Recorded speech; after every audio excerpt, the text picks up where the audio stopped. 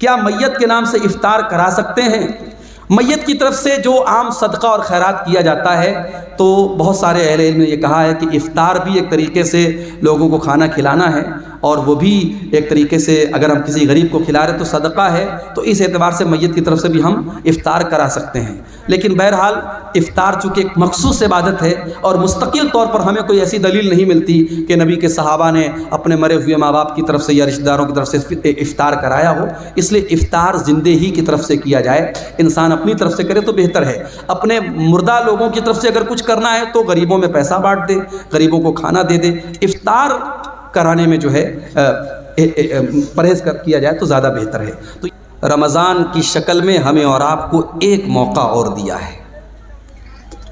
ہماری اور آپ کی زندگی میں اگر رمضان کا مبارک مہینہ ایک مرتبہ پھر مل رہا ہے تو یہ سمجھو کہ اللہ تعالیٰ ہم سے خوش ہے، اس لیے کہ بڑے نصیب والوں کو یہ مہینہ ملتا ہے۔ ہمیں سے بہت سارے لوگ جو ہم سے اچھے رہے ہوں گے، ہم سے نیک رہے ہوں گے، لیکن ہم سے آج وہ جدا ہو گئے، ہارٹ اٹیک آ گیا، کڈنی فیل ہو گئی، کوئی بیماری آ گئی، کوئی حادثہ ہو گیا، اللہ کو پیارے ہو گیا۔ ہمیں اور آپ کو اللہ تعالیٰ نے زندگی عطا کی ہے، اور ہماری زندگی میں ایک رمضان اور آ رہا ہے، اور اب یہ رمضان آنے کے بعد 29 دن یا 30 دن کا یہ مہینہ آئے اور چلا جائے اور ہمارے اوپر کوئی فرق نہ پڑے تو میرے بھائیوں ہم سے بڑا بد نصیب کوئی نہیں ہوگا۔ اس لیے کہ اللہ کے نبی نے 3 لوگوں کا نام لے کر کے بد دعا کی ہے، اور آپ نے بد دعا کی ہے اور حضرت جبریل علیہ السلام نے آمین کہی ہے۔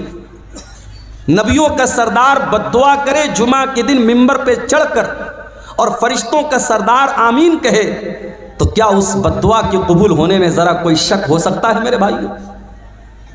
اللہ کے نبی ممبر کی سیڑھیوں پر چڑھتے ہیں، پہلی سیڑھی پر آپ نے قدم رکھا، فرمایا رغیم انف رجل ذکرت عنده فلم يصلی علی، اس انسان کا ستیہ ناش ہو جائے، وہ برباد ہو جائے، اس کی ناک مٹی میں مل جائے جس کے سامنے اس کے نبی کا نام لیا جائے اور وہ اپنے نبی کے اوپر درود نہ پڑھے۔ اتنا بڑا کنجوس ہو، اتنا بڑا بخیل ہو، اس انسان کے اوپر اللہ کے نبی نے لعنت کی۔ آپ نے بد دعا کی، حضرت جبریل نے آمین کہا، پھر آپ نے ممبر کی دوسری سیڑھی پر قدم رکھا اور آپ نے فرمایا رغیم انف رجل ادرک رمضان ثم انسلخ قبل ان یغفر له، اس انسان کا بھی ستیہ ناش ہو جائے، وہ انسان بھی برباد ہو جائے جو رمضان کے جیسا قیمتی مہینہ پائے اور پھر مہینہ ختم ہو جائے اور اس کی بخشش نہ ہو سکے، اس کی مغفرت نہ ہو سکے، اللہ تعالیٰ کے یہاں اس کے گناہوں کی معافی نہ ہو سکے، اس ایک مہینے میں وہ توبہ نہ کر سکے، وہ اللہ سے اپنے گناہوں کی معافی نہ مانگ سکے، اس سے بڑا بد نصیب کوئی نہیں ہے۔ اور تیسرا آدمی وَرَجُلٌ أَدْرَكَ عِنْدَهُ الْكِبَرَ وَالِدَاهُ، جس کے ماں باپ اس کو بڑھاپے میں مل جائیں، فَلَمْ يُدْخِلَاهُ الْجَنَّةَ، اور اسے جنت میں داخل نہ کر پائیں۔ ان 3 لوگوں کے لیے اللہ کے نبی نے بد دعا کی ہے اور جبریل امین نے آمین کہی ہے۔ میرے پیارے ساتھیوں، یہی پیغام آپ کو دینا چاہتا ہوں، بڑی قیمتی گھڑیاں آپ کو ملنے والی ہیں، اس کی قدر کیجئے گا، موبائل میں ضائع مت کیجئے گا، فیس بک میں برباد مت کیجئے گا، گیم کھیل کر کے برباد مت کیجئے گا، دن بھر سو کر کے برباد مت کیجئے گا، ایک ایک منٹ کو قیمتی سمجھیے گا۔ بہت بڑا مہمان آپ کے پاس آنے والا ہے، اللہ کا مہمان آنے والا ہے، اس کی قدر کیجئے گا۔ میرے بھائیوں، خطبہ مسنونہ کے بعد میں نے آپ کے سامنے قرآن کریم کی سورہ آل عمران کی ایک آیت پڑھی ہے، اور اس آیت میں اللہ تعالیٰ نے اپنی ایک بہت بڑی نعمت کا ذکر کیا ہے۔ یوں تو قرآن میں اللہ تعالیٰ نے بہت ساری نعمتوں کو بیان کیا ہے، مگر سورہ آل عمران کی اس آیت میں اللہ تعالیٰ نے جس نعمت کو بیان کیا ہے، اس نعمت کو بیان کر کے اللہ نے احسان بھی جتایا ہے کہ ہاں ہم نے یہ نعمت دے کر کے تم پر احسان کیا ہے۔ اب سوال یہ پیدا ہوتا ہے وہ کون سی نعمت ہے؟ آئیے قرآن کھولتے ہیں، سورہ آل عمران کی آیت نمبر ہے 164۔ لَقَدْ مَنَّ اللَّهُ عَلَى الْمُؤْمِنِينَ اذ بعث فیہم رسولا من انفسہم، اللہ تبارک و تعالیٰ نے مومنوں کے اوپر بہت بڑا احسان کیا۔ کیا احسان کیا؟ اذ بعث فیہم رسولا، اللہ نے ان کے بیچ میں ایک رسول بھیجا۔ کیسا رسول بھیجا؟ من انفسہم، جو انہی میں سے ہے۔ یہ کہنے کی کیا ضرورت تھی کہ انہی میں سے ہے؟ یہ کہہ کر کہ اللہ تعالیٰ یہ بتانا چاہتا ہے کہ اے میرے بندو، ہم نے جو رسول بھیجا، جو نبی بھیجا، وہ کوئی فرشتہ نہیں ہے، وہ کوئی نور کی مخلوق نہیں ہے، وہ بھی انسان ہے۔ اور جس طریقے سے تم ایک ماں باپ سے پیدا ہوئے، وہ بھی آمنہ کا اور عبداللہ کا بیٹا ہے۔ تم بیمار پڑتے ہو، میرا نبی بھی بیمار پڑتا ہے۔ تم تکلیف میں ہوتے ہو، میرے نبی کو بھی تکلیف ہوتی ہے۔ تمہیں غصہ آتا ہے، میرے نبی کو بھی غصہ آتا ہے۔ تم شادی کرتے ہو، میرے نبی نے بھی شادی کی ہے۔ تمہارے بیوی بچے، میرے نبی کے بھی بیوی بچے ہیں۔ رسول من انفسہم، وہ نبی تمہارے ہی بیچ میں سے ہے۔ اس نبی کا کام کیا ہے؟ یتلو علیہم آیاتہ، وہ قرآن کی آیتوں کو پڑھ پڑھ کے تم کو سناتا ہے۔ وَيُزَكِّيهِمْ، اور وہ تم کو پاک کرتا ہے، تمہیں پوتر کرتا ہے، تمہیں گندگیوں سے نکالتا ہے، تمہیں برائیوں سے نکالتا ہے۔ کبھی موقع ملے میرے نوجوانوں، سیرت کی کوئی بھی کتاب آپ اٹھا کے دیکھ لو، نبی کے دور میں مکہ کے حالات کیا تھے، کون سی ایسی برائی تھی اس سماج میں جو نہیں ہوتی تھی۔ لوگ مردار کھایا کرتے تھے، لوگ سود کھایا کرتے تھے، لوگ زنا کیا کرتے تھے، لوگ قتل کیا کرتے تھے، لوگ بیٹیوں کو زندہ زمین میں گاڑ دیا کرتے تھے۔ حلال و حرام کی کوئی تمیز نہ تھی۔ باپ کے مرنے کے بعد اپنی سوتیلی ماں سے بیٹا شادی کر لیا کرتا تھا۔ عورتیں جانوروں کی طرح مارکیٹ میں بکا کرتی تھیں۔ نکاح کرنے کا عجیب و غریب طریقہ ان کے سماج میں رائج تھا۔ پردہ نام کی کوئی چیز نہ تھی، حیا نام کی کوئی چیز نہ تھی۔ خانہ کعبہ کا طواف کرتے تھے ننگے ہو کر کے، مادر زاد ننگے ہو کر کے خانہ کعبہ کا طواف کرتے تھے۔ اللہ کے گھر میں خانہ کعبہ میں 360 بت رکھے تھے جن کی وہ عبادت کیا کرتے تھے۔ حج بھی کرتے تھے، طواف بھی کرتے تھے، لبیک بھی پڑھتے تھے، مگر دیسی گھی میں ملاوٹ کیا کرتے تھے۔ جب لبیک پڑھتے تھے تو کیا کہتے تھے؟ لبیک اللہم لبیک لا شریک لک الا شریکا تملکہ وما ملک۔ کہتے تھے اے اللہ میں حاضر ہوں، اے اللہ میں حاضر ہوں، اے اللہ تیرا کوئی شریک نہیں ہے سوائے ایک شریک کے جس کو تو نے اپنا شریک بنایا ہے اور جس کا تو مالک ہے۔ یعنی وہ اللہ کے ساتھ دوسروں کو شریک بھی کیا کرتے تھے۔ مختلف قسم کی برائیاں ان کے اندر تھیں۔ اللہ کے نبی دنیا میں آئے اور آپ نے ان برائیوں کو ختم کیا۔ وَيُزَكِّيهِمْ، وہ نبی تمہیں پاک کرنے کے لیے آئے ہیں، وہ تمہیں گندگیوں سے نکالنے کے لیے آئے ہیں۔ وَيُعَلِّمُهُمُ الْكِتَابَ وَالْحِكْمَةَ، اور وہ تمہیں کتاب و حکمت کی تعلیم دینے کے لیے آئے ہیں۔ وہ نبی تمہارے لیے ٹیچر بن کر کے آئے ہیں، وہ نبی تمہارے لیے معلم بن کر کے آئے ہیں۔ افسوس کی بات ہے ہمارا نبی تو ٹیچر بن کر کے آیا، ہمارا نبی تو پڑھانے والا لکھانے والا بن کر کے آیا، ہمارا نبی تو کتاب و حکمت کی تعلیم لے کر کے آیا۔ اور اس نبی کے ماننے والے آج پورے بھارت میں سب سے زیادہ جاہل موجود ہیں۔ آج پورے بھارت میں لٹریسی میں اور تعلیم میں سب سے پیچھے اگر کوئی قوم ہے تو مسلمان قوم ہے۔ نہ ہم دین کے ہیں نہ دنیا کے۔ لوگ سمجھتے ہیں مسلمان کے بچے مدرسے میں پڑھتے، کہاں پڑھتے ہیں مدرسے میں؟ بھارت سرکار کی رپورٹ ہے کہ مسلمانوں کے 2% بچے صرف مدرسے میں پڑھتے ہیں۔ جو پڑھنے والے بچے اس میں 2% مدرسے میں پڑھتے ہیں، اور اس میں بھی کتنے ایسے بچے ہیں 4 سال پڑھا، 5 سال پڑھے، اس کے بعد پڑھائی انہوں نے چھوڑ دی۔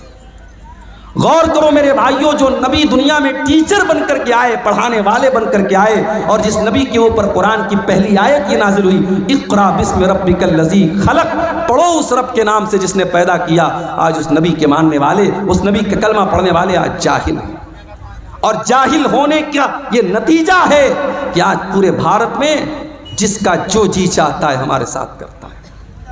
ابھی آپ نے دیکھا دلی کی سرزمین پر نماز پڑھی جا رہی ہے، اور ایک پولیس والا آتا ہے اور نماز کی حالت میں نمازیوں کو جوتا مار رہا ہے۔ میں نے پڑھا میڈیا میں کہ اس کے خلاف کارروائی بھی ہو رہی ہے۔ مگر آپ یہ دیکھیے کہ نفرت کس لیول تک پہنچ گئی.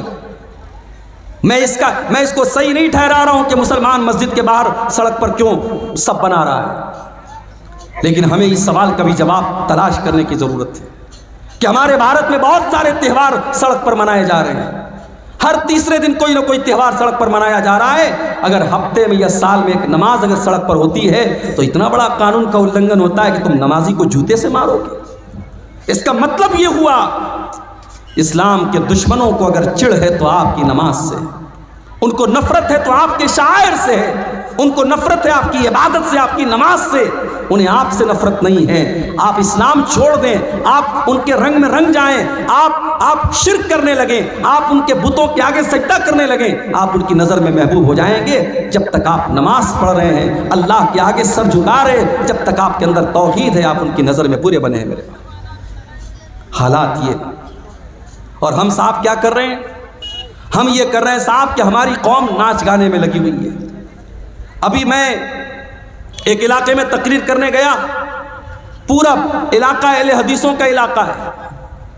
مجھے لوگوں نے کہا مولانا آپ تقریر میں بیان کر دیجئے گا، یہاں شادی بیاہ میں ڈھول تاشا بجتا ہے، ناچ گانا ہوتا ہے. اہل حدیثوں کی بستی ہے، قرآن و حدیث پر چلنے کا دعویٰ کرنے والوں کی بستی ہے. اسی جھارکھنڈ کی سرزمین پر میں گیا تھا اور وہاں لوگوں نے بتایا کہ ہمارے بستی میں جب شادی ہوتی ہے تو ناچ گانا بھی ہوتا ہے، ڈھول تاشا بھی ہوتا ہے. یہ حالات ہماری قوم کے ہیں میرے بھائی. ذرا غور کرو، جو نبی ہمیں گندگیوں سے پاک کرنے کے لیے آیا تھا اور جس نبی سے محبت کا ہم دعویٰ کرتے ہیں، اس نبی کے مقام کو کبھی سمجھا ہے میرے بھائیوں؟ وَيُزَكِّيهِمْ وَيُعَلِّمُهُمُ الْكِتَابَ وَالْحِكْمَةَ، ہم نے تم کو جو نبی دیا ہے وہ تمہیں پوتر کرنے کے لیے، پاک کرنے کے لیے آیا ہے، تمہیں قرآن سکھانے کے لیے آیا ہے، تمہیں حدیث سکھانے کے لیے آیا ہے. وَإِن كَانُوا مِن قَبْلُ لَفِي ضَلَالٍ مُبِينٍ، اس نبی کے آنے کے پہلے تم کھلی ہوئی گمراہی میں تھے. ایک صحابی اللہ کے نبی کے پاس آتے ہیں، اے اللہ کے نبی میں نے اسلام لانے کے پہلے بہت سارے گناہ کیے ہیں، اے اللہ کے نبی کیا میرے گناہ سب کے سب توبہ سے معاف ہو جائیں گے؟ آپ نے فرمایا التوبۃ تعدم ما قبلہا، توبہ سے پہلے تم نے جتنے گناہ کیے تھے، سچی توبہ کرنے کے بعد سارے گناہ معاف ہو جائیں گے.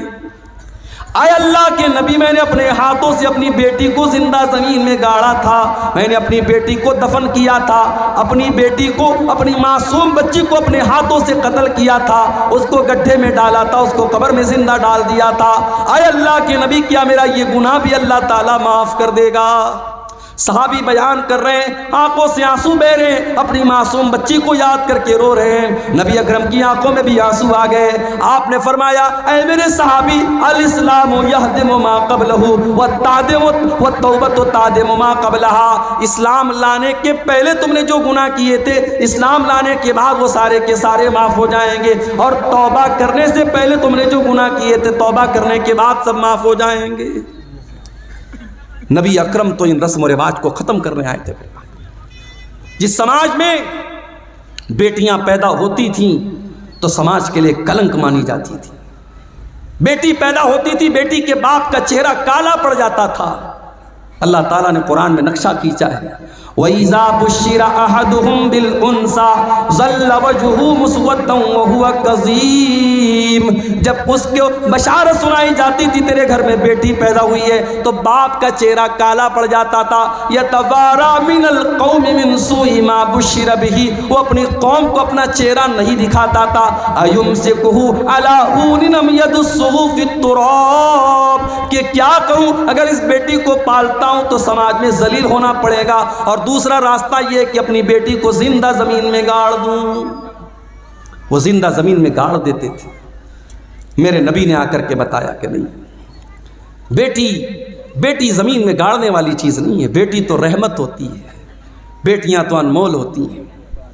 میرے نبی نے آ کے بتایا من آلا جاریتین حتی تبلغا جا یوم القیامت انا وہو کہاتین، جس کو اللہ نے 2 بیٹیاں دے دی اور 2 بیٹیوں کی اس نے اچھی پرورش کر لی، دونوں بیٹیاں جوان ہو گئیں، ان کی اچھی جگہ اس نے شادی کر دی۔ اللہ کے نبی فرماتے ہیں 2 بیٹیوں کا باپ قیامت کے دن اس حال میں آئے گا جیسے یہ دونوں انگلیاں ایک دوسرے کے ساتھ ملی ہوئی ہیں، دونوں انگلیاں جیسے ایک دوسرے کے ساتھ سٹی ہوئی ہیں، وہ بیٹیوں کا باپ اپنے نبی کے ساتھ آئے گا قیامت کے دن۔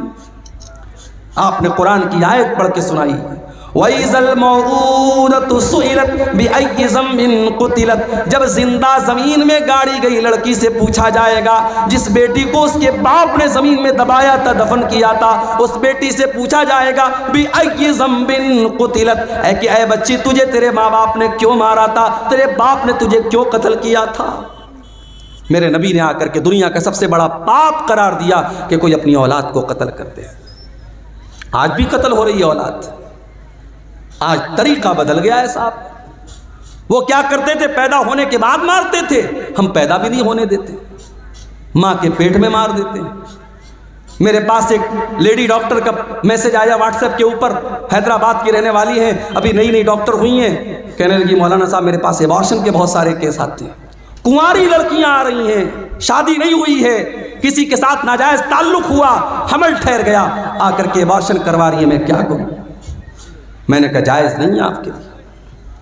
میں نے کہا ایک ہی کنڈیشن میں یہ چیز جائز ہو سکتی ہے، شادی شدہ عورت ہے اور میاں بیوی کے درمیان تعلق ہوا اور سیریس کنڈیشن ہے، اگر حمل ٹھہرتا ہے اور پیدائش ہوتی ہے، عورت کی جان کو خطرہ ہے، تو وہاں شریعت کا اصول ہے کہ اگر ماں کو بھی خطرہ ہے اور بچی ماں کے پیٹ میں ابھی بچہ یا بچی جو بھی ہے، اگر چھوڑا جاتا ہے تو ماں کی جان خطرے میں پڑے گی، تو ماں کو بچایا جائے گا اور اس حمل کو ساقط کر دیا جائے گا۔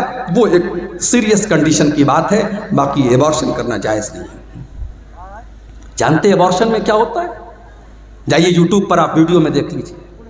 جب یہ ایبارشن ہوتا ہے تو الٹرا ساؤنڈ کے ذریعے یہ بتایا گیا، دکھایا گیا کہ اس معصوم بچے کو ماں کے پیٹ میں اس بے رحمی سے مارا جاتا ہے، اس کے بدن کے ٹکڑے ٹکڑے کیے جاتے ہیں۔ میرے بھائیو 1400 سال پہلے کے وہ جاہل، وہ اپنی بیٹیوں کو ایک بار مارتے تھے اور پیدا ہونے کے بعد مارتے تھے، اور آج وہ بیٹی کا باپ اپنی بیٹی کو اس کی ماں کے پیٹ میں مار رہا ہے اور ڈاکٹر کے ذریعے مروا رہا ہے اور انجیکشن کے ذریعے مروا رہا ہے۔ آج کا انسان اس قدر گر چکا ہے میرے بھائی۔ آج عورتوں کے لوگ بات کرتے ہیں، ابھی 8 مارچ کو لوگوں نے کہا وومنس ڈے، مہیلا دیوس، مہیلا ادھیکار دیوس، عورتوں کو ادھیکار ملے۔ کون سے ادھیکار کی بات کرتے ہیں؟ فلسطین کے غازہ شہر میں ڈیلی ہزاروں عورتیں مر رہی ہیں، دودھ پلانے والی عورتیں بھوکی ہیں، ان کے بچوں کو پلانے کے لیے ان کے بدن میں طاقت نہیں، اپنے بچوں کو دودھ پلا سکے۔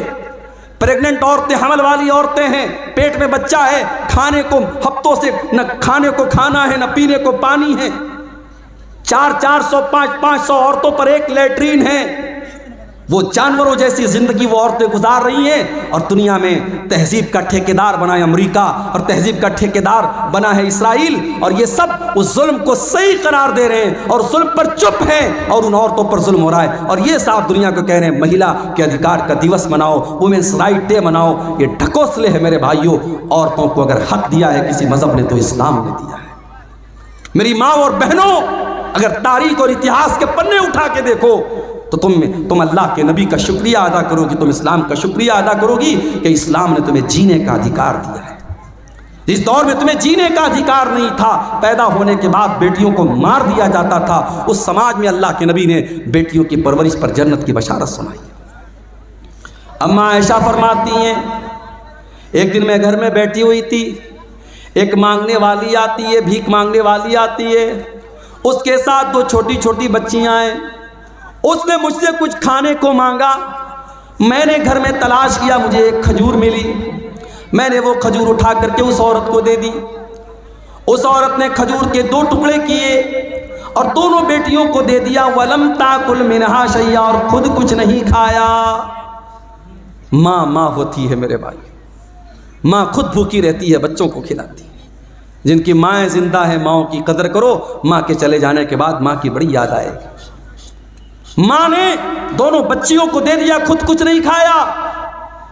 اما عائشہ یہ منظر دیکھ کر کے حیران ہو گئی۔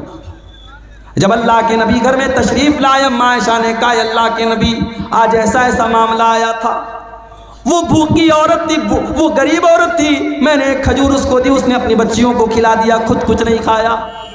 آپ نے فرمایا اے عائشہ من ابتلی من هذه البنات شيئا كن له سترا من النار، اے عائشہ یہ بیٹیاں تو اللہ تعالیٰ کی طرف سے بہت بڑا امتحان ہوتی ہیں، بہت بڑی پریکشا ہوتی ہیں، اور جس کو اللہ تعالیٰ بیٹی دے کر کے آزماتا ہے اور اس امتحان میں وہ کھڑا اتر جاتا ہے، وہ اس امتحان کو پار کر لیتا ہے، كن له سترا من النار، وہ بیٹیاں اپنے ماں باپ کو جہنم کی آگ سے بچانے کا کام کرتی ہیں۔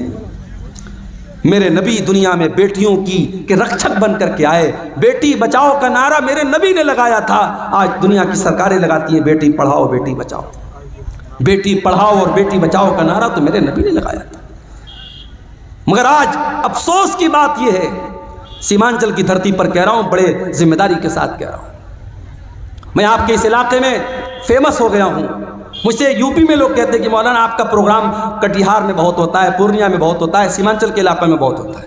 حالانکہ ایسا بھی نہیں، بہت زیادہ نہیں ہوتا، لیکن چونکہ یوٹیوب وغیرہ پہ آ رہا ہے لوگوں کو لگتا ہے زیادہ ہوتا ہے۔ اس علاقے میں آتا ہوں، لوگ آپ مجھ سے محبت کرتے ہیں، نوجوان مجھ سے کہیں ملتے ہیں راستے میں، مولانا آپ کی تقریر ہم بہت سنتے ہیں، بڑی محبت کرتے ہیں، اچھی بات ہے۔ مگر ایک چیز میں آپ سے کہنا چاہتا ہوں، کبھی غور کرنا کہ ہماری اور آپ کی سماج میں جو عورتیں ہیں یہ دین سے اتنی دور کیوں ہیں؟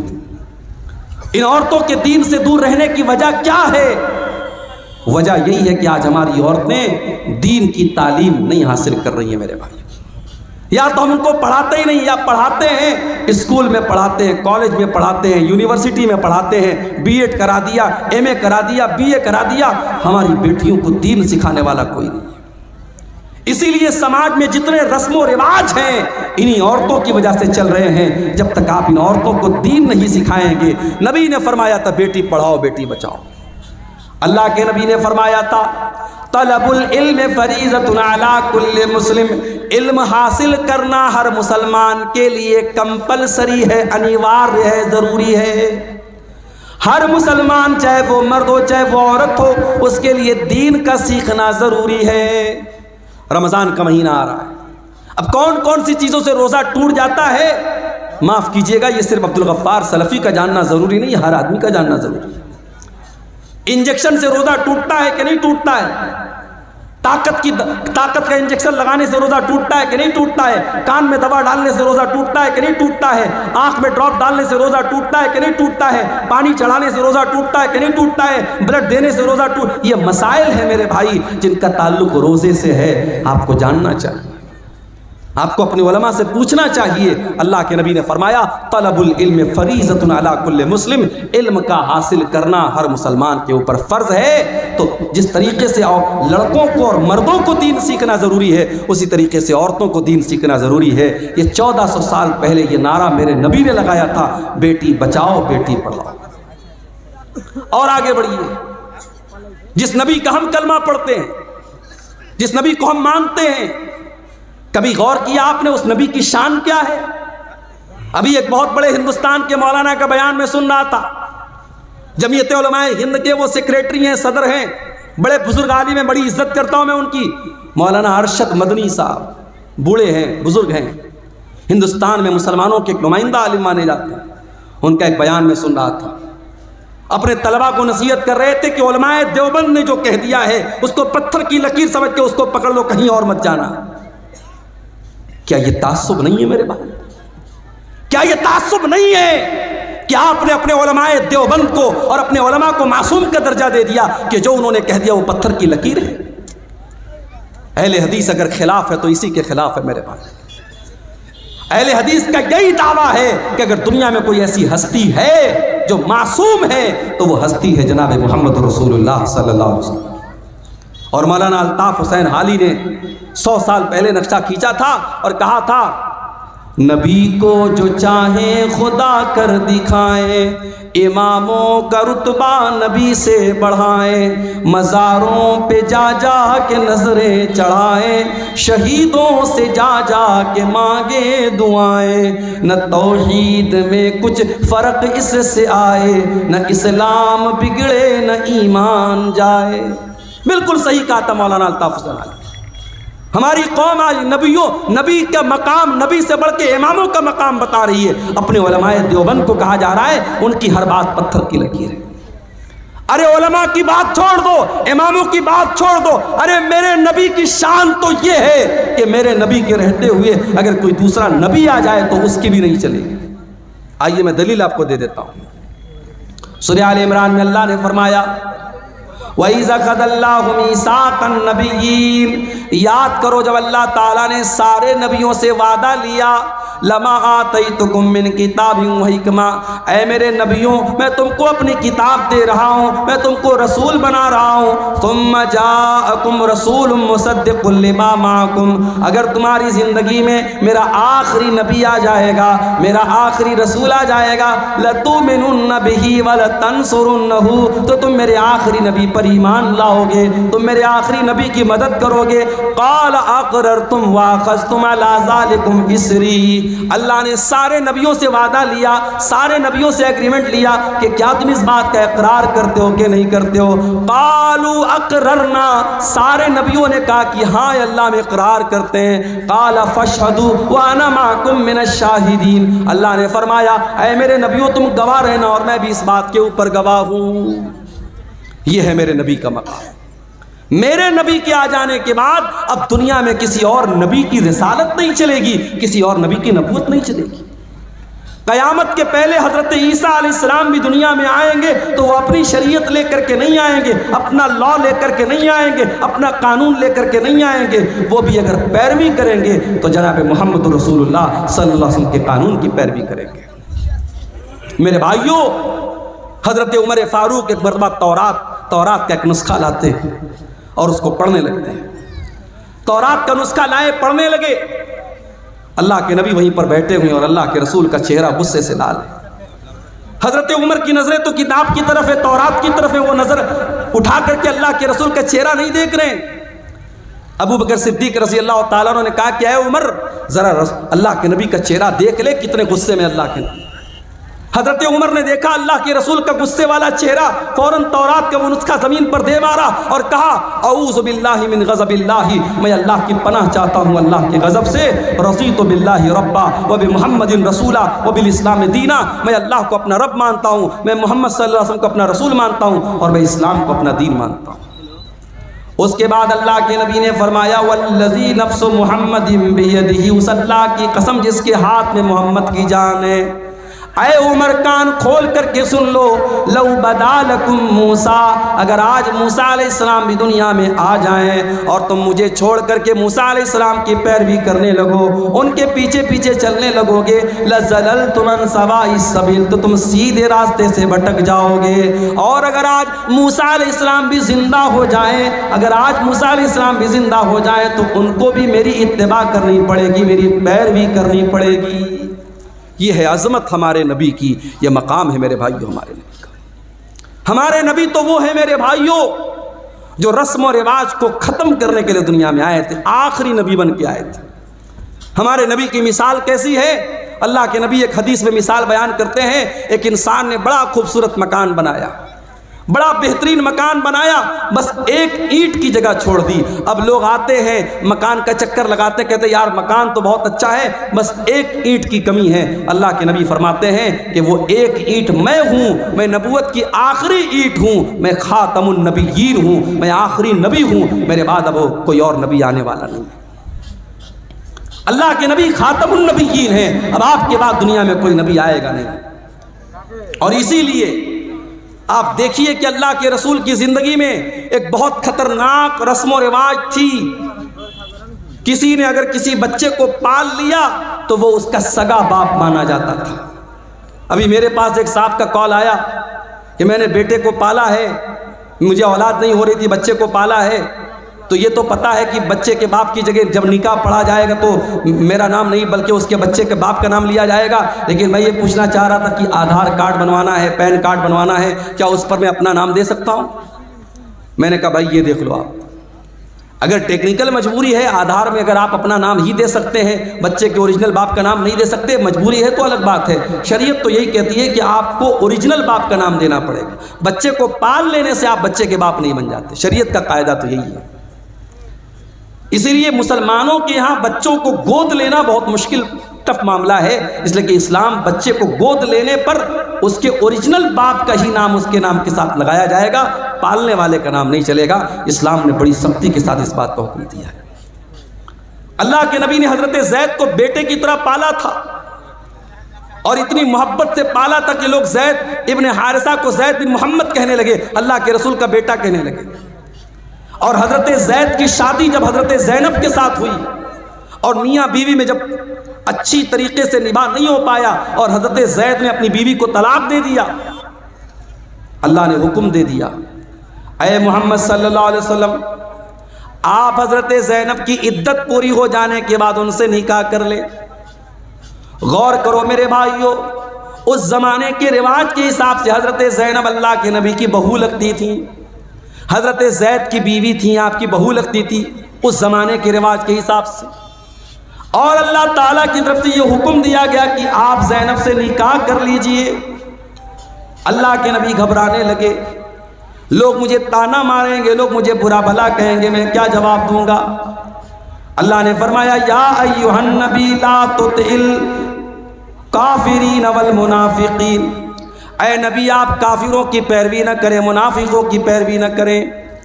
اے نبی اللہ نے جو حکم دیا آپ اس حکم کو مان لیں. وَتَخْشَى النَّاسَ وَاللَّهُ أَحَقُّ أَن تَخْشَىٰ, اے نبی آپ کو لوگوں سے ڈرنے کی ضرورت نہیں ہے, آپ کو اللہ سے ڈرنا ہے, اللہ سے ڈریے آپ. نبی نے شادی کر لی حضرت زینب بنت جہش سے. اللہ کے نبی نے جب انہوں نے ان کی طلاق ہو گئی, عدت پوری ہو گئی, اللہ کے نبی نے شادی کر لی. اب جیسے ہی شادی ہو گئی اب اللہ کے نبی کے اوپر منافقین کی طرف سے اعتراض ہونے لگا, یہودیوں کی طرف سے اعتراض ہونے لگا, صاحب انہوں نے تو اپنی بہو سے نکاح کر لیا. اب ذرا غور کرنا میرے بھائیو, جب یہ اعتراض ہونے لگا کہ اللہ کے نبی نے اپنی بہو سے نکاح کر لیا ہے, اللہ تعالیٰ نے قرآن میں اپنے نبی کا ڈیفنس کیا اور قرآن میں اللہ نے آیت نازل کی ما کان محمد ابا احد من رجالکم, او لوگو محمد صلی اللہ علیہ وسلم تم میں سے کسی مرد کے باپ نہیں ہے. ان کی اولاد تو جتنے ان کے بیٹے پیدا ہوئے سب بچپن میں انتقال کر گئے. جب ان کا کوئی بیٹا جوان ہی نہیں ہوا تو جب وہ کسی مرد کے باپ نہیں ہے تو پھر ان کی بہو کہاں سے آ گئی؟ جب وہ کسی مرد کے باپ نہیں ہیں, ان کے سارے بچے بچپن میں انتقال کر گئے, تو تم یہ کیوں کہتے انہوں نے اپنی بہو سے نکاح کر لیا؟ ان کا دوسرا اعتراض یہ تھا کہ چلو ٹھیک ہے انہوں نے نکاح کر لیا زینب سے, اور زینب ان کی 5ویں بیوی تھی اور سارے مسلمانوں کو آرڈر تھا کہ 4 سے زیادہ شادی نہیں کر سکتے, اور اللہ کے نبی کی یہ 5ویں بیوی تھی. اس پر بھی لوگوں نے اعتراض کیا کہ سب کے لیے الگ قانون, ان کے لیے الگ قانون کیوں ہے؟ اللہ نے اس کا بھی جواب دیا وَلَٰكِن رَّسُولَ اللَّهِ, یہ اللہ کے رسول ہیں, یہ تم سے پوچھ کر کے نکاح نہیں کریں گے. ان کو اللہ نے اجازت دی ہے اس لیے انہوں نے زینب سے نکاح کیا ہے. عام مسلمانوں کے لیے الگ حکم ہے اور نبی کے لیے اللہ کی طرف سے الگ حکم ہے, تمہیں اعتراض کرنے کا کوئی حق حاصل نہیں ہے. تیسرا اعتراض یہ کیا گیا کہ اگر اپنی بہو سے نکاح کر بھی لیا زمانے کے رسم و رواج کو توڑنے کے لیے تو یہ کام کوئی اور بھی کر سکتا تھا, انہوں نے کیوں کیا؟ یہ رسم تو کسی اور کے ذریعے بھی توڑی جا سکتی تھی, یہ رسم اللہ کے رسول کے ذریعے کیوں توڑی گئی؟ اللہ نے فرمایا وَخَاتَمَ النَّبِيِّينَ, میرا نبی آخری نبی بن کر کے آیا. جب میرا نبی رسم و رواج کو نہیں توڑے گا تو کون توڑے گا؟ میرے نبی تو رسم و رواج کو توڑنے ہی کے لیے دنیا میں آئے تھے. یہ الگ بات ہے, وہ نبی رسم و رواج کو توڑنے کے لیے آئے تھے, اس نبی کے امتی آج رسم و رواج کو توڑنے والے نہیں بلکہ بڑھانے والے بن گئے. بڑھا رہے ہیں ہم رسم و رواج کو. شادی کے پہلے ابھی آپ نے دیکھا ایک بہت بڑی شادی ہو رہی ہے گجرات کے جام نگر شہر میں, ممبئی اور گجرات کے بہت بڑے ادیوگ پتی گھرانے میں شادی ہو رہی ہے اور شادی میں 9 ارب روپے خرچ ہو چکے ہیں. ابھی یہ شادی کے پہلے کے فنکشن میں 9 ارب روپے خرچ ہو چکے ہیں. اور ایسا نہیں کہ یہ صرف ان کے دوسرے مذہب کے لوگوں میں ہو رہا ہے، مسلمانوں کا بھی بہت برا حال ہے۔ کلکتہ کے مٹیا برج میں گیا تھا، وہاں لوگوں نے مجھے بتایا کہ ایک بہت کروڑ پتی ارب پتی مسلمان نے اپنی لڑکی کی شادی کی تو کئی کلو اس نے سونا اپنی بیٹی کو جہیز میں دیا تھا، کلو، گرام نہیں، کلو میں اس نے اپنی بیٹی کو زیورات سے لاد دیا تھا اپنی بیٹی کو۔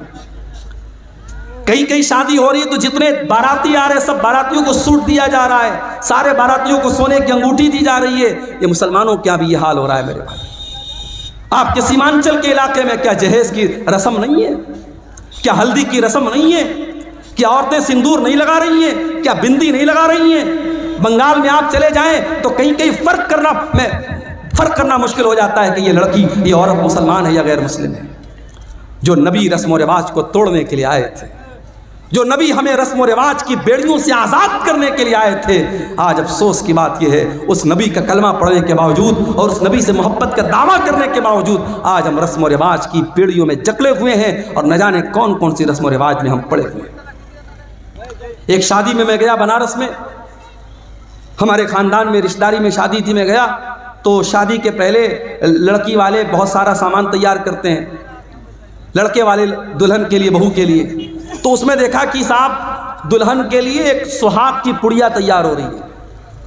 وہ کچھ سامان تھے، کچھ جڑی بوٹیاں وغیرہ تھے، میں نے پوچھا یہ کیا ہے؟ کہنے لگے سہاگ کی پڑیا ہے۔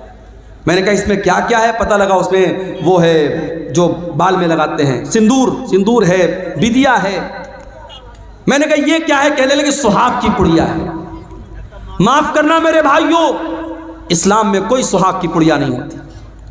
اسلام میں ایک شادی شدہ عورت کے لیے سہاگ کی کوئی نشانی نہیں ہے۔ بعض عورتیں سمجھتے ہیں چوڑی پہننا یہ سہاگ کی نشانی ہے، کنواری لڑکی بھی چوڑی پہن سکتی ہے، اور یہ سندور لگانا اور یہ بندیا لگانا تو بالکل مشرکانہ اور شرکیہ چیز ہے، یہ تو نہیں کرنا چاہیے۔ اور یہ جو منگل سوتر پہنتی ہیں کہ یہ صاحب یہ سہاگ کی نشانی، یہ بھی غیر مسلموں کا طریقہ ہے، اسلام سے اس کا کوئی تعلق نہیں۔ اسلام میں سہاگ کی کوئی نشانی نہیں ہے، سہاگ کی بس ایک نشانی ہے شوہر کے دل میں بیوی کی محبت، بیوی کے دل میں شوہر کی محبت۔ یا صاحب شادی میں سہاگ کی پڑیا دی جا رہی ہے۔ شادی کے پہلے ایک رسم ہوتی ہے ہلدی کی رسم، کہیں کہ آپ نے دیکھا ہوگا ہلدی کی رسم میں باقاعدہ جتنی لڑکیاں ہیں سب پیلے رنگ کا کپڑا پہنے ہوئے۔ ساون کا مہینہ آتا ہے، ساون کے مہینے میں پیلے رنگ کا کپڑا اور پیلے رنگ کی چوڑیاں مسلمان عورتیں پہنتی ہیں۔ دھن تیرس کا تہوار آتا ہے، بہار میں نے پٹنہ میں دیکھا کہ مسلمان عورتیں مارکیٹ سے سامان خرید رہی ہیں۔ میں نے پوچھا یہ کیا ہو رہا ہے؟ کہنے لگے مسلمان بھی دھن تیرس کے دن یہ مانتا ہے، لوگوں کا یہ ماننا ہے کہ دھن تیرس کے دن کچھ نہ کچھ ضرور خریدنا چاہیے، چاہے ایک جھاڑو ہی خریدا جائے تو غیر مسلموں کے ساتھ مسلمان بھی دھن تیرس کے دن کچھ نہ کچھ ضرور خریدتے ہیں۔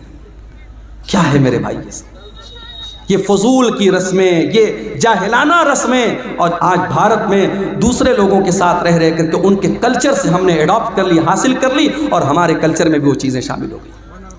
ہمارے نبی تو رسم و رواج کو توڑنے کے لیے آئے تھے۔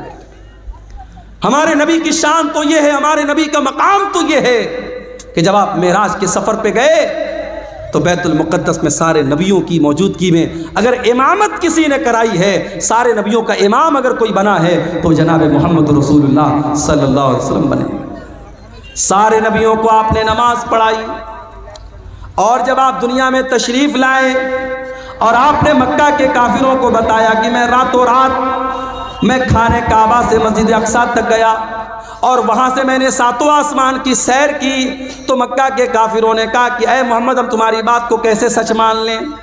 جو سفر کرنے میں ہم کو 2 مہینہ لگتا ہے تم کہہ رہے ہو تم راتوں رات ہو کر کے چلے، ہم کیسے مان لیں؟ تو کچھ کافروں نے اللہ کے نبی کا امتحان لینے کے لیے کہا کہ اے محمد یہ بتاؤ کہ تم بیت المقدس گئے تھے؟ آپ نے کہاں گئے تھے؟ کہا تم نے دیکھا تھا؟ کہاں دیکھا تھا؟ کہا اچھا یہ بتاؤ بیت المقدس میں کتنے دروازے ہیں، کتنی کھڑکیاں ہیں، کتنے روشن دان ہیں؟ بیت المقدس کے پورب میں کیا ہے، اس کے پچھم میں کیا ہے، اس کے اتر میں کیا ہے، اس کے دکھن میں کیا ہے، اس میں کتنے دروازے ہیں؟ اب ظاہر ہے آپ کے گاؤں میں پہلی مرتبہ آیا ہوں اور آپ مجھے اپنی مسجد میں نماز پڑھنے کے بعد جلسے میں لے کے چلے آئیں، اور پھر اس کے بعد میں 1 سال کے بعد آپ سے ملوں یا 1 مہینے کے بعد آپ سے ملوں اور آپ کے مولانا صاحب آپ سورا ڈھنگی آئے تھے ہماری مسجد میں، آپ آئے تھے، بتائیے مسجد میں کھمبے کتنے تھے، مسجد میں پنکھے کتنے تھے؟ میں کیسے بتا پاؤں گا بھائی؟ میں مسجد میں پنکھے گننے تھوڑی گیا تھا، میں کھمبا گننے تھوڑی گیا تھا، میں نماز پڑھنے گیا تھا، چلا آیا۔ مکہ کے کافروں نے اللہ کے نبی سے ایسے سوالات کرنے شروع کر دیے۔ اللہ کے نبی فرماتے میں بہت پریشان ہو گیا کہ میں ان کے سوالوں کا کیا جواب دوں۔ اگر جواب نہیں دیتا ہوں تو یہ مجھے جھوٹا بنا دیں گے کہ صاحب یہ تو جھوٹ بول رہے ہیں، اور جواب میں دوں تو کیسے دوں، مجھ کو تو یاد بھی نہیں ہے۔ تو اللہ تبارک و تعالیٰ نے دنیا کا پہلا ویڈیو اللہ کے نبی کے سامنے لا کے رکھ دیا۔ اللہ کے نبی فرماتے ہیں کہ بیت المقدس کا پورا ویڈیو، میں ویڈیو اپنی زبان میں کہہ رہا ہوں، اللہ کے نبی نے فرمایا کہ بیت المقدس کا پورا پورا منظر میرے سامنے رکھ دیا گیا، اور جو وہ سوال کرتے تھے بیت المقدس کا وہ منظر اللہ تعالیٰ میرے سامنے لے آتا تھا۔ وہ پوچھتے تھے کتنے دروازے ہیں، میں گن کے بتا دیتا تھا اتنے دروازے۔ وہ پوچھتے تھے کتنے کھمبے ہیں، میں گن کے بتا دیتا تھا اتنے کھمبے ہیں۔ یہ ہمارے نبی کی شان ہے میرے بھائی۔ ہمارے نبی تو وہ نبی ہیں جو دنیا میں پتھر کھاتے ہیں، جو دنیا میں ظلم سہتے ہیں، کس کے لیے؟ ہمارے اور آپ کے لیے۔ وہ نبی مانوتا کو بچانے کے لیے، انسانیت کو بچانے کے لیے آئے تھے۔ وہ نبی انسانیت کے محسن تھے میرے پیارے ساتھی۔ ہماری اور آپ کی زندگی کا مقصد ہے اپنے بچوں کے لیے محنت کرنا، اچھا مکان بنانا، بینک میں سیونگ کرنا، پراپرٹی خریدنا، اپنے بچوں کو اچھا فیوچر دینا۔ میرے نبی کا مشن کیا تھا؟ میرے نبی کا مشن صرف ایک تھا، فَلَعَلَّكَ بَاخِعٌ نَفْسَكَ عَلَىٰ آثَارِهِمْ إِن لَّمْ يُؤْمِنُوا بِهَٰذَا الْحَدِيثِ أَسَفًا۔ اے نبی، آپ کو لوگوں کے ایمان لانے کی اتنی چنتا، اتنی فکر ہے، کہیں آپ اپنی جان نہ دے دیں۔ اے نبی، لوگوں کے ایمان لانے کی چنتا میں کہیں اپنی جان نہ دے دیں، آپ کو اتنی فکر ہے لوگوں کے ایمان لانے کی۔ آپ نے طائف میں پتھر بھی کھائے ہیں، آپ نے مکہ سے طائف کا 100 کلومیٹر کا سفر پیدل طے کیا ہے۔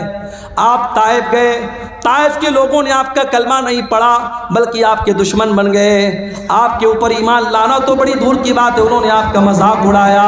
آپ جب طائف سے نکل کر کے جانے لگے، طائف کے ان لوگوں نے اللہ کے نبی کے اوپر پتھر برسائے، میرے نبی کے جسم کے اوپر اتنے پتھر برسائے گئے، آپ کے جسم سے خون بہنے لگا، اور خون بہ بہ کر کے آپ کے جوتے میں جم گیا۔ میرے پیارے بھائیوں، اس نبی نے پتھر بھی کھائے ہیں تو ہمارے اور آپ کے لیے کھائے ہیں۔ وہ نبی ہمارے اور آپ کے لیے محسن بن کر کے آئے تھے۔ اسی لیے اللہ تعالیٰ قرآن کریم میں کہتا ہے، وَمَا أَرْسَلْنَاكَ إِلَّا رَحْمَةً لِّلْعَالَمِينَ۔ او لوگو، ہم نے تم کو وہ نبی دیا ہے جو ساری کائنات کے لیے رحمت بن کر کے آئے تھے، رحمت بن کر کے آئے تھے۔ اور یہ مت سمجھو کہ نبی صرف انسانوں کے لیے رحمت بن کر کے آئے تھے، نبی تو جانوروں کے لیے بھی رحمت بن کر کے آئے تھے۔ ابھی کھیریا ہاٹ سے ہم گزرے، ہمارے بھائی نے کہا مولانا صاحب یہاں مویشیوں کی مارکیٹ لگتی ہے، اور جو جانور کو جو بیچنے والے ہوتے ہیں بڑا ظلم کرتے ہیں جانوروں کے ساتھ۔ واللہ جب ہم یہ سنتے ہیں تو تکلیف ہوتی ہے۔ ہمارے نبی نے جانوروں کے ساتھ بھی ظلم کرنے کی تعلیم نہیں دی۔ ارے جس نبی کے امتی جانور کے ساتھ ظلم نہیں کر سکتے، اس نبی کے امتی آتنکوادی اور دہشت گرد کیسے ہو سکتے؟ میرے نبی نے تو بکرے کو ذبح کرنے کے ٹائم بھی حکم دیا ہے کہ بکرے کو ذبح کرنے کے ٹائم چھری تیز کر لو، بکرے کے سامنے چھری مت تیز کرو تاکہ اس کو ڈبل تکلیف نہ ہو۔ جانور کو ذبح کرنا ہے، حلال کرنا ہے، اللہ نے اس کو ہمارے لیے حلال بنایا ہے، اس کا گوشت ہم کھائیں گے، مگر اس کو حلال کرنے کا، ذبح کرنے کا بھی طریقہ بتایا ہے اللہ کے نبی نے، اس میں طریقہ ایسا بتایا اس کو تکلیف نہ ہو۔ اور آج میڈیکل سائنس بھی یہ کہتی ہے کہ جو جھٹکے سے جانور کو مارتے ہیں، کبھی آپ یوٹیوب پر دیکھیے، جو جھٹکے سے جو مارا جاتا ہے اور گردن کے اوپر ایسے جو ہے وہ جو چاپڑ ہوتا ہے اور اس سے مارتے ہیں، تو وہ جو طریقہ جانور کو مارنے کا ہوتا ہے اور جو اسلام کا طریقہ ہے گلے پر چھری چلانے کا، دونوں میں بہت فرق ہے۔ اور اسلامی طریقے میں جانور کی جان فوراً نکل جاتی ہے، اس کو تکلیف نہیں ہوتی۔ جانوروں کے ساتھ بھی اللہ کے نبی نے رحم کا برتاؤ کرنے کا حکم دیا۔ سفر میں آپ جا رہے، اچانک ایک جگہ سے چیونٹیوں کے پاس سے آپ گزرے، صحابہ کرام کو چیونٹی کاٹنے لگی، صحابہ کرام نے آگ لگائی اور چیونٹیوں کو جلا دیا۔ اللہ کے نبی کو پتا چلا، آپ نے صحابہ کو ڈانٹا اور آپ نے کہا کان کھول کر کے سن لو، آگ کا عذاب آگ کا رب ہی دے سکتا ہے، آگ کا عذاب کوئی اور نہیں دے سکتا۔ چیونٹی کو بھی جلانے کا آپ کو ادھیکار نہیں ہے، چیونٹی کو جلا نہیں سکتے آپ۔ اسی سفر میں اللہ کے نبی جا رہے تھے، ایک صحابی نے ایک لال چڑیا کے بچوں کو لے لیا اور لال چڑیا جب اپنے گھونسلے میں آئی بچوں کو نہیں دیکھا، پھڑپھڑانے لگی۔ اللہ کے نبی کی نظر چڑیا کے اوپر پڑی۔ آپ نے کہا اس کے بچے کو کس نے چھینا ہے؟ ایک صحابی نے کہا اللہ کے نبی میں نے چھینا ہے۔ آپ نے فرمایا جاؤ اس کے بچوں کو لوٹا دو۔ ایک چڑیا کو اس کے بچے سے جدا کرنے کی تعلیم محمد رسول اللہ نے نہیں دی ہے۔ جو ایک چڑیا کو اس کے بچوں سے دور کرنے کی تعلیم نہیں دے سکتے ہیں، وہ کسی ماں سے اس کے بچے کو دور کرنے کی تعلیم کیسے دے سکتے ہیں میرے بھائی؟ اللہ کے نبی فرماتے ہیں ایک عورت نے بلی کو پکڑا اور بلی کو باندھ دیا، قید کر دیا، نہ کھانے کو دیتی تھی نہ پینے کو دیتی تھی، یہاں تک کہ بلی مر گئی۔ اللہ کے نبی فرماتے وہ بڑھیا جہنم میں جائے گی، ایک بلی کو بے وجہ مارنے کی وجہ سے وہ جہنم میں جائے گی۔ دوسری حدیث میں اللہ کے نبی فرماتے ہیں ایک فاحشہ عورت نے، ایک بدچلن عورت نے جب وہ کنویں سے پانی نکال رہی تھی، ایک کتا پیاس سے مر رہا تھا، اس نے اپنے چمڑے کے موزے میں پانی نکالا اور کتے کو پلا دیا۔ اس کے اس عمل کی وجہ سے اللہ تعالیٰ نے اس فاحشہ عورت کو بخش دیا، اس کو معاف کر دیا۔ یہ میرے نبی کی رحمت ہے۔ جانوروں کے ساتھ بھی اچھا سلوک کرنے کی آپ نے تعلیم دی ہے، اور جانور ہی نہیں، میرے نبی تو بے جان چیزوں کے لیے بھی رحمت بن کر کے آئے۔ وہ حدیث آپ نے سنی ہوگی، اللہ کے نبی کھجور کے تنے پر کھڑے ہو کے خطبہ دیتے تھے۔ ایک عورت کی نظر پڑی، اس نے دیکھا اللہ کے نبی کھجور کے تنے پر کھڑے ہو کے خطبہ دیتے ہیں۔ اس نے کہا اے اللہ کے نبی ہمیں اچھا نہیں لگتا ہے، آپ کھجور کے تنے پر کھڑے ہو کر کے خطبہ دے، ہمیں اچھا نہیں لگتا ہے۔ اس عورت کا بیٹا بڑھئی کا کام کرتا تھا، اس نے کہا اے اللہ کے نبی میں اپنے بیٹے سے کہہ کر کے ایک بہترین ممبر آپ کے لیے بنوا دوں گی۔ پتہ یہ چلا کہ آپ کے علماء اور آپ کے رہنما اگر تکلیف میں اور مصیبت میں ہیں تو آپ یہ مت کہہ کے پلہ جھاڑ دیجئے کہ صاحب ہم سے کیا مطلب ہے، اگر آپ کے علماء کو ضرورت ہے آپ کی تو آپ ان کی مدد کیجئے۔ صحابہ کرام اپنے نبی کو اگر دیکھتے تھے کہ یہاں میرے نبی کو کسی چیز کی ضرورت ہے تو صحابہ کرام اپنے نبی کی مدد کرتے تھے۔ یہاں حالات کیا ہے؟ لاک ڈاؤن لگا، مسجدوں میں پڑھانے والے امام اور مدرسے میں پرائیویٹ پڑھانے والے ٹیچر 5,000 10,000 جن کی تنخواہیں تھیں، لاک ڈاؤن میں ان کی تنخواہیں بند ہو گئی۔ مسجد کی کمیٹی نے کہہ دیا مولوی صاحب ہمارے پاس پیسہ نہیں ہے، مدرسے والوں نے کہہ دیا ہمارے پاس بجٹ نہیں ہے۔ کتنے مدرسے میں پڑھانے والے مولویوں کو میں جانتا ہوں، انہوں نے قرضے لے لے کر کے لاک ڈاؤن کا ٹائم گزارا۔ کتنے مسجدوں کے امام کو میں جانتا ہوں، انہوں نے لوگوں کے سامنے ہاتھ پھیلا کر کے اپنا کام چلایا میرے پاس۔ اور آج جب لاک ڈاؤن ختم ہو گیا اور زندگی نارمل ہو گئی، انہی مولویوں نے اور انہی اماموں نے یہ طے کر لیا کہ آج کے بعد ہم مدرسے میں نہیں پڑھائیں گے، ہم کی کوئی چھوٹی موٹی دکان کر لیں گے، کوئی چھوٹا موٹا بزنس کر لیں گے، کوئی کاروبار کر لیں گے، مگر ہم یہ غلامی کی زندگی نہیں گزاریں گے، یہ غلامی کی زندگی نہیں بسر کریں گے۔ میرے بھائیوں اپنے اماموں کا اپنے علماء کا خیال رکھو۔ نبی کے دور میں اللہ کے نبی لکڑی کے تنے پر کھڑے ہو کے خطبہ دے رہے ہیں، عورت دیکھتی ہے کہتی ہے اللہ کے نبی ہم سے دیکھا نہیں جاتا ہے، میرا بیٹا بڑھئی کا کام کرتا ہے، میں ممبر لا کر کے تیار کر کے آپ کو دے دوں گی۔ اگلا جمعہ آیا، خطبہ جمعہ کے لیے اللہ کے نبی مسجد میں آئے، دیکھا ممبر آ کے رکھا ہوا ہے اور کھجور کا تنا کونے میں پڑا ہوا ہے۔ اللہ کے پیارے نبی ممبر کے اوپر چڑھے خطبہ دینے لگے۔ حدیث کے الفاظ ہے، بخاری کی روایت ہے، فصاحت النخلا، کھجور کے تنے سے رونے کی آواز آنے لگی، کھجور کے تنے سے رونے کی آواز آنے لگی۔ اللہ کے نبی ممبر سے اترے اور اس کھجور کے تنے کو اپنے سینے سے لگایا۔ جب آپ نے سینے سے لگایا تو رونے کی آواز آنی بند ہو گئی اور سسکنے کی آواز آنے لگی۔ اللہ کے نبی نے فرمایا اگر میں اس کو سینے سے نہ لگاتا تو قیامت تک یہ روتا رہتا۔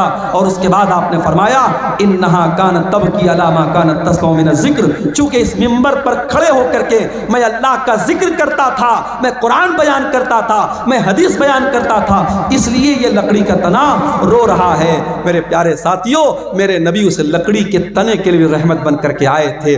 ہم اور آپ اتنے بڑے بد نصیب ہیں کہ آج اس نبی جس نبی سے لکڑی کا تنا بھی محبت کرتا تھا، ہم اتنے بڑے بد نصیب ہیں کہ اس نبی سے کا نام تو ہم لیتے ہیں، اس نبی سے محبت کا دم تو بھرتے ہیں، مگر اس نبی کی سنتوں سے ہم پیچھے ہیں، اس نبی کے طریقے سے ہم پیچھے ہیں۔ نہ ہماری شادی بیاہ اس نبی کے طریقے کے مطابق ہے، نہ ہمارا لین دین اس نبی کے طریقے کے مطابق ہے، نہ ہمارا اخلاق اس نبی کے طریقے کے مطابق ہے۔ ہمارا نوجوان 60 سال کے بوڑھے جب سیلون میں جاتے ہیں اور सैलून में जाकर के अपनी दाढ़ी को मुड़ाते हैं और क्लीन शेव होते हैं, उन्हें शर्म आनी चाहिए, उन्हें गैरत आनी चाहिए और उन्हें सोचना चाहिए कि उनके नबी ने कहा था कि दाढ़ी को छोड़ दो, उनके नबी ने मना किया था कि दाढ़ी को मत छेड़ो, दाढ़ी को मत काटो, दाढ़ी को मत मूड़ो। जिस नबी ने दाढ़ी को छोड़ने का हुक्म दिया था, आज उस नबी के उम्मती सैलून में जाकर के दाढ़ी साफ करवा रहे हैं। जिस नबी ने सारी जिंदगी पाक दामनी की जिंदगी गुजारी थी, जो नबी इतने हयादार थे कि अल्लाह के नबी के बारे में सहाबा कहते हैं कि कुंवारी लड़की से भी ज्यादा आप शर्मीले थे, आज उस नबी के मानने वाले और उस नबी का कलमा पढ़ने वाले बेशर्म होते चले जा रहे हैं, बेगैरत होते चले जा रहे हैं। इस कौम की लड़कियों को देख लो, इस कौम के लड़कों को देख लो, आज बेहया होते चले जा रहे हैं। मेरे प्यारे साथियों, उस लकड़ी के तने को भी अपने नबी से मोहब्बत थी। अगर हमें